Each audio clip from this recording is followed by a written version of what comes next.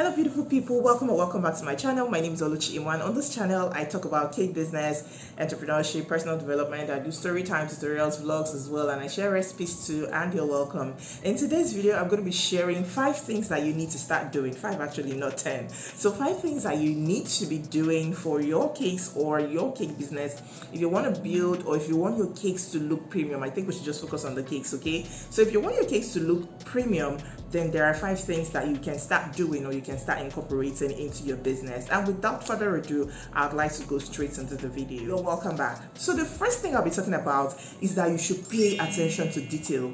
And this includes making your cakes neat. Your lines should be clean. Your cuts should be clean. This is one of the things I've seen that people that charge premium for their cakes, this is one of the things I've seen with their cakes. They are really neat, their edges are fine. Even though there are seams, it doesn't really take away from the beauty of the cake. Do you understand? Especially for fondant cakes. So you need to make your cakes neat. It should be clean. It should not look tacky. It should not look rough. It should not look as like something that attention wasn't given to the details when you were working on it, okay? So try your best, even if it's a simple cake, if it's a cake that doesn't have details, you want to do it to the best of your ability so that it still looks neat, it still looks nice, and people will be willing to pay for it. I remember back in the days when I was still growing, you know how I'll just make cakes, and if they're not too good, there is a way I would want to, you know, put it at the back so that when I'm taking pictures it wouldn't show. But thank God I've grown and it's not the case anymore. Like I can show you, sometimes I do videos, I've shown you, and I show you the back of my cakes. Recently I've been doing something as well to improve the look and the design of my cakes, okay? So I would encourage you to put thought into your cake making, your designing process. Let it be neat. If you're combing, let it be neat. If you are scraping, you're not combing, let it be neat. If you're doing chocolates, let it be neat. Except if you design for the drips, maybe you're doing chocolate drips and you want it to overflow and go to the boards, ensure that it is neat, it's hanging up, it is fine, it is not flat. Chocolate can be temperamental at times, but you can work your way around it. Whatever detail you're putting on your cake, let it be neat and let it be fine.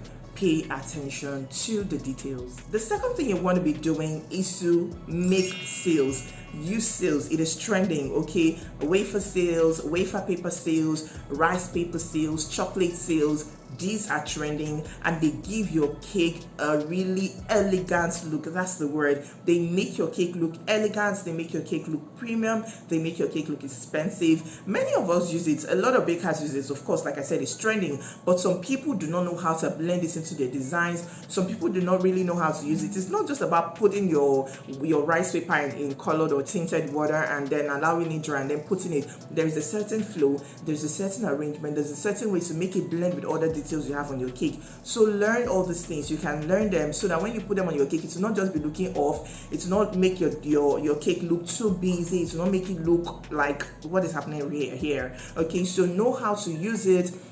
Make different kinds of sales, put them on your cake, and your cake will look premium. Your cakes would look beautiful. They actually will be. Something you want to do if you want your cakes to look premium is to do more of crafting.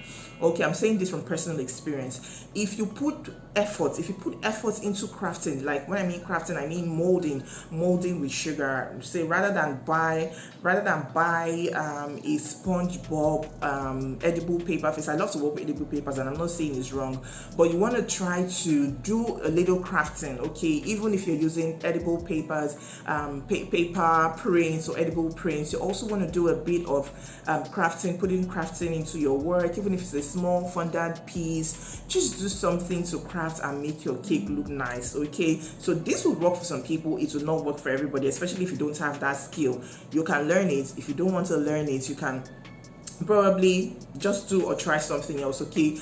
Now, if you craft, what happens is that you spend more time crafting, okay? There's a lot that go into it, and it gives your cake a certain look. There's a certain baker I know on Instagram that crafts almost all her designs.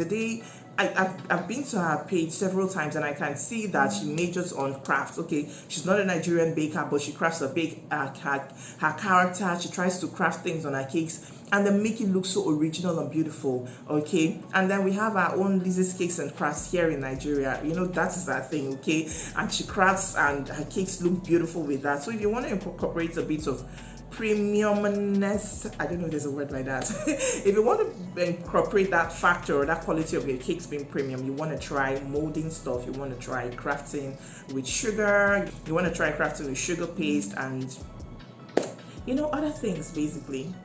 The fifth thing I'll be talking about is fresh flowers. If you know me, you know I'm an advocate of fresh flowers. Number one is not just because fresh flowers, but because I love flowers. I love floral dresses. I love floral prints. I love floral wallpapers. I love all things floral. I love them. Okay, especially if they are bright colored. So for me, my go-to is flowers. If I had my way, I would make my cakes 90% floral cakes because I love them, and I know people that do this.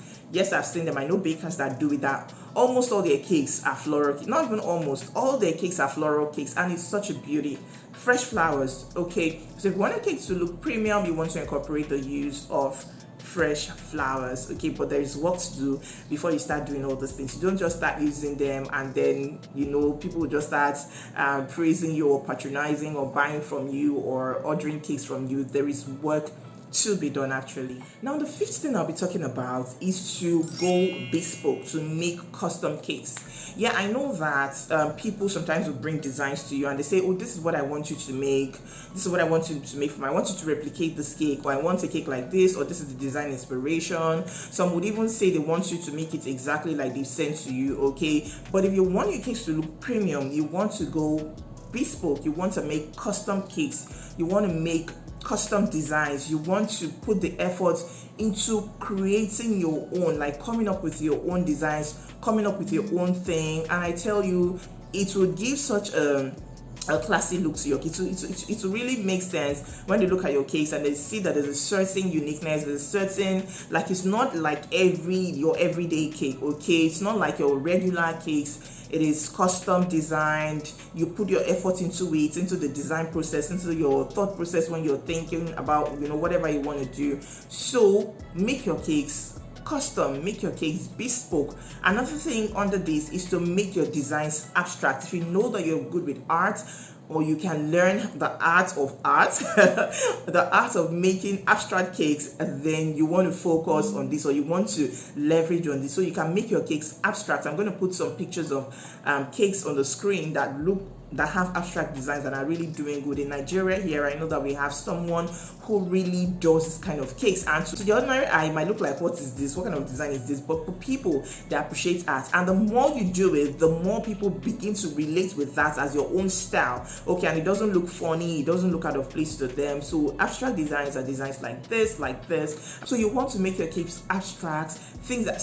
abstract cakes are cakes that put you in a class of your own, that puts your cake business in a niche, in a class of its own, so that abstract cakes are not things that people can easily copy, okay? So you want to maintain your lane, maintain your niche, maintain the style for your brand, for your cakes, then you want to be looking at abstract cakes. Even if you try to replicate abstract cakes, you might not really get it. Things that have to do with maybe some sway movements, some things that have to do with some wires going around and things going around, it may not come out the same way. So you want to go abstract, you want to go bespoke, and you want to make your designs custom. Now these are some of the things. Of course, there's a lot of other things, but these are just 5 things that I want to share with you on how you can make your cakes look premium.